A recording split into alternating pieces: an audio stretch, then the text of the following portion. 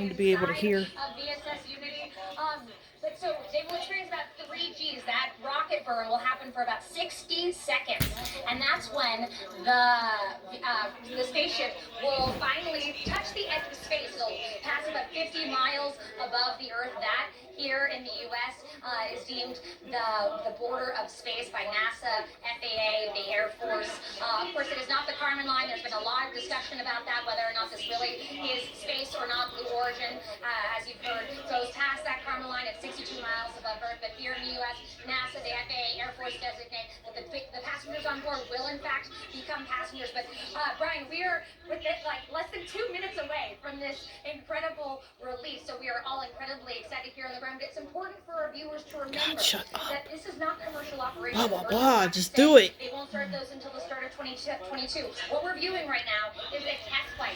Richard Branson is actually a mission specialist on board. His objective is to test the astronaut experience. So he's actually actively been taking notes through the training. I'm sure he's trying to absorb as much as he possibly can on this flight, but also mentally taking notes on what he wants the passenger experience to be like for those some 600 customers who have paid nearly $200,000 a ticket. I think we can we still see it, you guys, above us?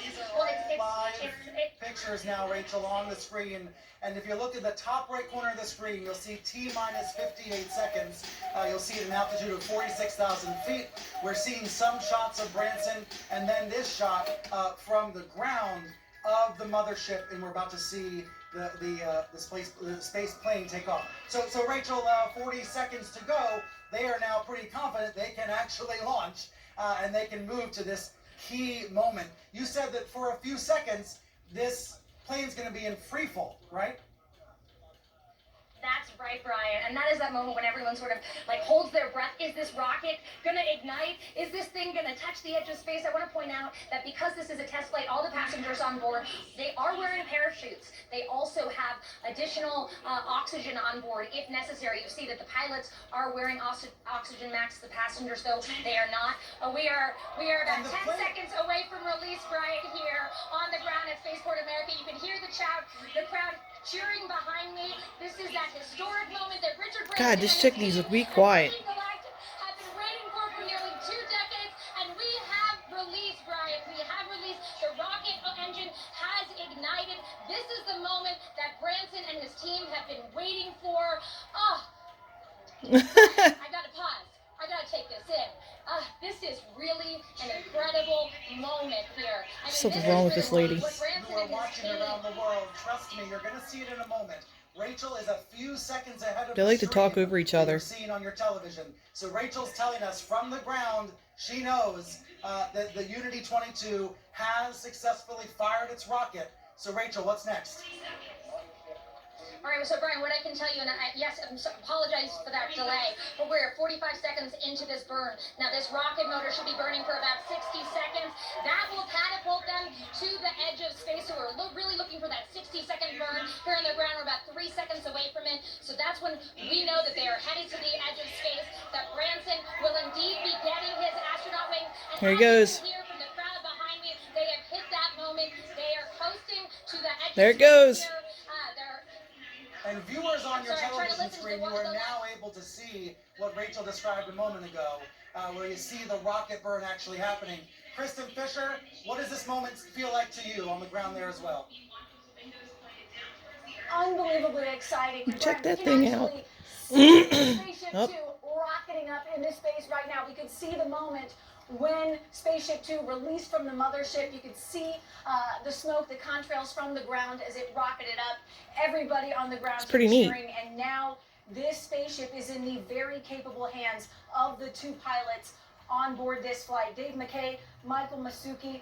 This is what they have trained their entire lives for. These are 2 very highly trained test pilots. They have been with Virgin Galactic for quite some time. Dude, that thing's going so fast. Now they are responsible for the company's founder, Richard Branson, achieving his lifelong dream of reaching space. And Richard Branson becoming the first of the billionaire space barons to make it into space on a ship that he funded. Dude, he hit Mach 3. Develop. You just have to wonder how exciting he must be feeling right now as he approaches those few minutes of weightlessness. They are So after traveling now that, at Mach we're 3, hoping Kristen, more than 2,000 miles per hour. Put that into perspective for us.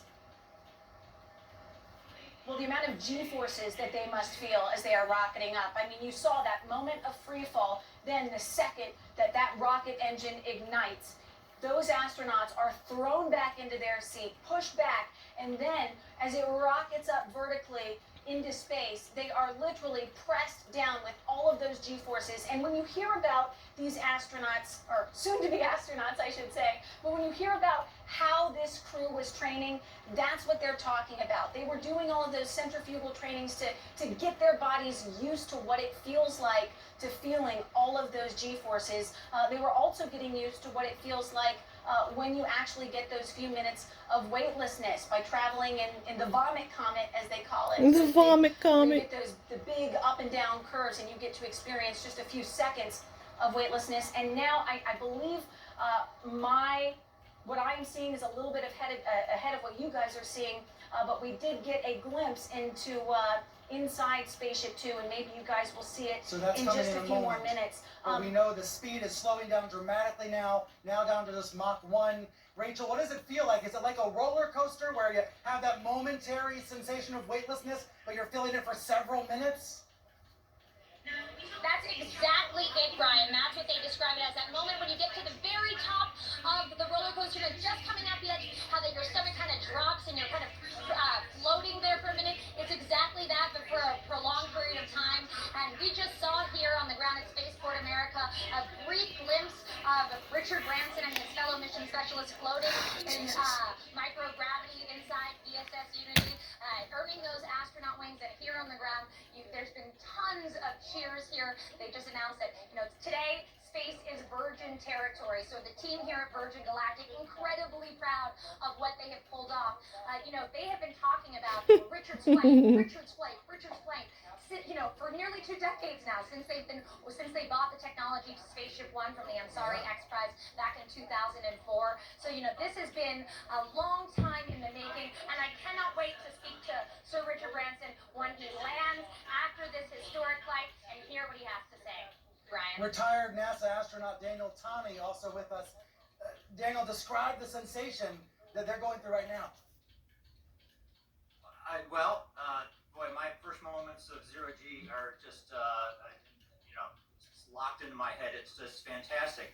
In my case, on the shuttle, we were strapped in pretty hard. So when you're strapped in, you don't really feel, you're not like thrown out of your seat, but you see things. You hold up your That fall pencil speed's or your book, fast. and you let go and it floats there. So for me, visually, it was the first thing. But then getting out of the seat and floating around, just a spectacular sensation. And now the plane is speeding back up 1,700 miles per hour. So what's happening now? Are they coming out of weightlessness? They're now heading actually quickly back to Earth. They're now at 99. So they're now the period of weightlessness is now over. Tell us what's going to happen next, Daniel. Well, it's not clear it's over. So what's happening is they were thrown up, and then they and the airplane are falling down to Earth at the same time. So they're going to be picking up speed as they fall down to the Earth. But inside the airplane, that's them floating inside the spaceship. So it is picking up velocity, but inside you're still floating relative to the spaceship. So that's the zero G feeling that you're getting. And once they come back into the atmosphere and engage all the aero surfaces so that they can start slowing down and making their way back to the runway, that's when they'll pick up the G's, and that zero G time will be over for them. All right, Daniel, stay with us. CNN aerospace analyst Miles O'Brien also with us. Miles, viewers know you've been covering the space programs, plural, for decades. What feels different about this one to you, Miles? Well, Brian, it takes me back to 2004 when we watched Spaceship One fly 3 times that year, eventually winning the Ansari X Prize. And at that time, we thought, oh, this is going to be widely adopted for a lot of people within 5 years. Here we are 17 years later, and this is finally happening. Space is hard. Some people died along the way. And the question we have to all ask ourselves is, is this worth it? And it's hard to know. We know this is a pivotal moment when people suddenly have the sense that they can be a part of space. I remember being in the hangar in Mojave, California, after the X Prize was won by that team, and being with the pilot and the spacecraft just a short time after they flew, and it felt very accessible to me. And I think that's an important thing to take away here, is that this makes space incrementally a little more accessible, and so it's billionaires now. Who else is going to do it? NASA was never going to do this for us. So let's let the billionaires spend their money, have a little fun, and as time goes on and we do this more, we hope the price will go down. We went from the Ford Tri-Motor in the 20s to Airbus A380s, and we all fly all over the world. Let's hope that that's the course we're headed on, and you and I, Brian, will get a chance to fly. Miles, you first. You've earned it with your decades of educating all the rest of us about not just this world, but out of this world. Back to Rachel Crane on the ground. Rachel, is what we're now seeing the feathering system, where this space plane's raising its wings, it's reorienting and now falling back to Earth to prepare to land. Is that right?